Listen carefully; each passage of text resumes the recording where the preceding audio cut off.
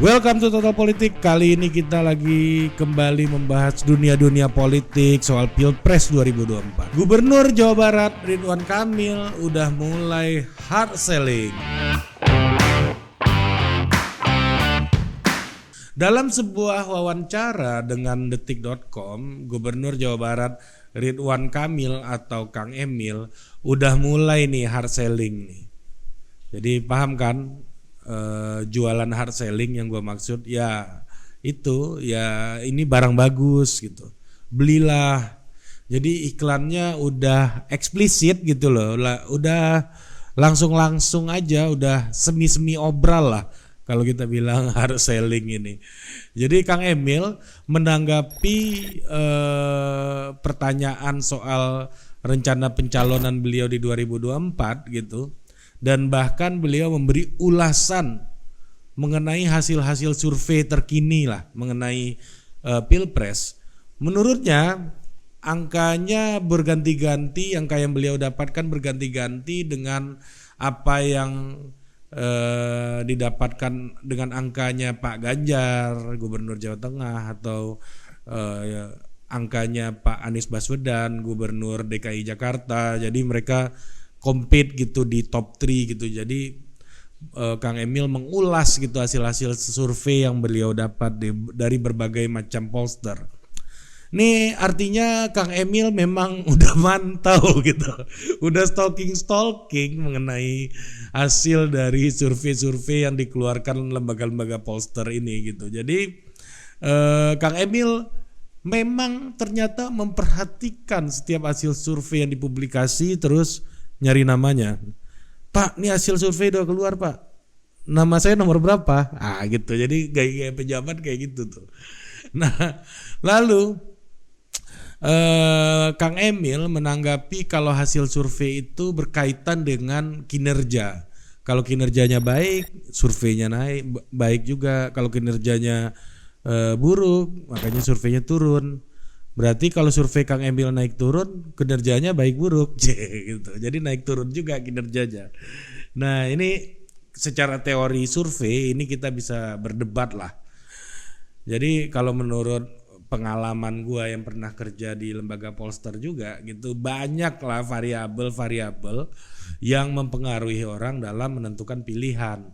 Jadi nggak hanya variabel kinerja, tapi lepas dari itu kita anggap aja ini adalah upaya Kang Emil untuk ngetes pasar dengan strategi semi ngeles gitu. Jadi kita pahami aja lah, kita maklumi gitu. Nah lalu Kang Emil bilang menyerahkan diri kepada takdir gitu. Dia hanya punya elektabilitas, sementara 2 syarat lainnya dia tidak punya. Ya punya elektabilitas ya walaupun gak besar-besar amat tapi ada gitu angkanya. Nah 2 lainnya apa? Modal dan dukungan partai. Ya seperti yang kita tahu beliau bukan kader partai politik gitu. Dia menyamakan dirinya dengan Gubernur Anies Baswedan yang juga sama tidak punya dukungan partai politik karena Mas Anies juga bukan kader partai politik seperti halnya Kang Ridwan Kamil gitu.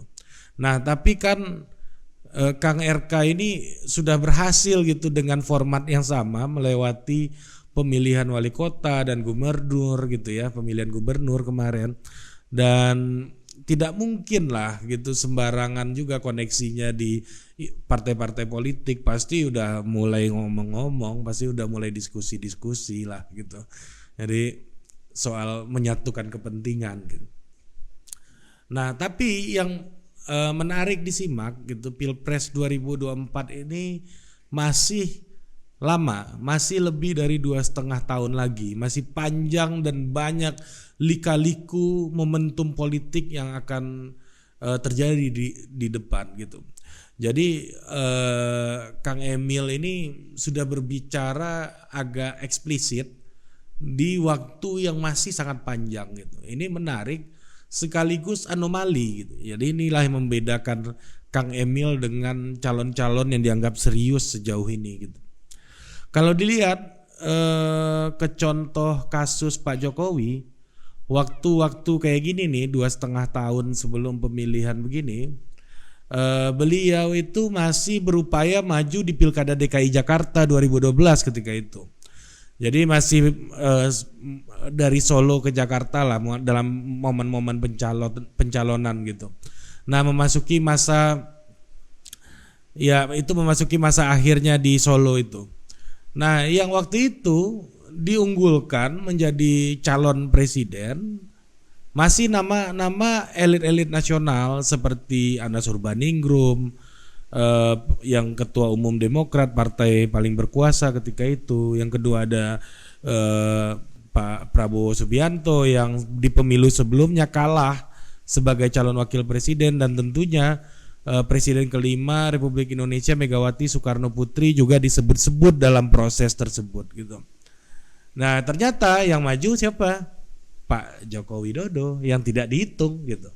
Nah, kemudian kita mundur lagi ke belakang tahun 2004. Presiden SBY itu ngelawan petahana Presiden Megawati ketika itu. Sebelumnya orang-orang berpikir yang akan menang lagi yaitu Bu Mega. Ya, karena beliau adalah petahana. Nah, waktu itu pemerintahan Bu Mega ya bisa kita bilang karena demokrasi baru ya bisa kita bilang nggak jelek-jelek banget, dan apalagi waktu itu beliau didukung oleh kabinet Dream Team gitu. Ada Pak JK, Pak SBY sendiri, Pak Budiono, Pak Kwik Kiangi, Pak Doro Jotun Kuncoro Jakti dan seterusnya. Menurut gue ini adalah salah satu kabinet Dream Team yang pernah dimiliki oleh Indonesia. Ini orang-orang jagoan semua. Nah, ternyata yang menang dan mencalonkan di Pilpres ya yang menang Pak SBY gitu. Di luar hitungan, dan waktu itu Pak SBY yang paling tidak dihitung. Ada nama Pak Amin Rais juga yang udah jadi tokoh populer kan ketika itu.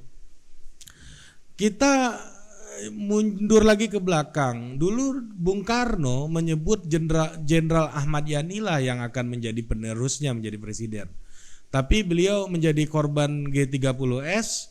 Bung Karno menangis gitu melihat nasib atau takdirnya Jenderal Ayani, dan kemudian tongkat estafetnya malah digenggam oleh Jenderal Soeharto yang nggak pernah dihitung sebelumnya. Jadi Pilpres ini ya kayak gitulah ceritanya kira-kira. Jadi orang yang nggak dihitung, Pak Harto, malah jadi penerus Bung Karno dan memimpin Indonesia ini dalam waktu yang lama gitu. Sampailah ke masa reformasi juga begitu. Nama Bu Mega begitu dilulukan, sampai pengamat politik Winarto Wijaya aja pernah punya baju Mega for Presiden kan. Dan Pak Amin Rais ketika itu. Ya tahun 99, setelah itu 99 sebagai bapak reformasi yang juga menjadi kandidat kuat. Tapi yang terpilih malah Gus Dur, yang mana tadinya bukan menjadi dua kekuatan besar ini gitu. Bu Mega itu partainya sangat besar, tembus 30% waktu itu, dan Pak Amin Rais waktu itu mendapatkan gelar bapak reformasi. Kurang kuat apa Pak Amin waktu itu? Kuat banget. Ya, nah, jadi biasa aja nama-nama capres, cawapres itu munculnya belakangan semua gitu.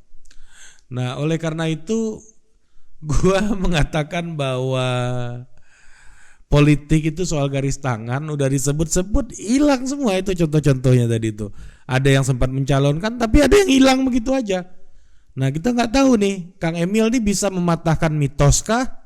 Atau ikut bertarung tapi kalah gitu seperti yang sebelum-sebelumnya, atau memang hilang aja begitu aja jelang 2024 karena namanya udah disebut-sebut. Jadi Pilpres Indonesia itu ada agak-agak mitos-mitosnya kayak begitu.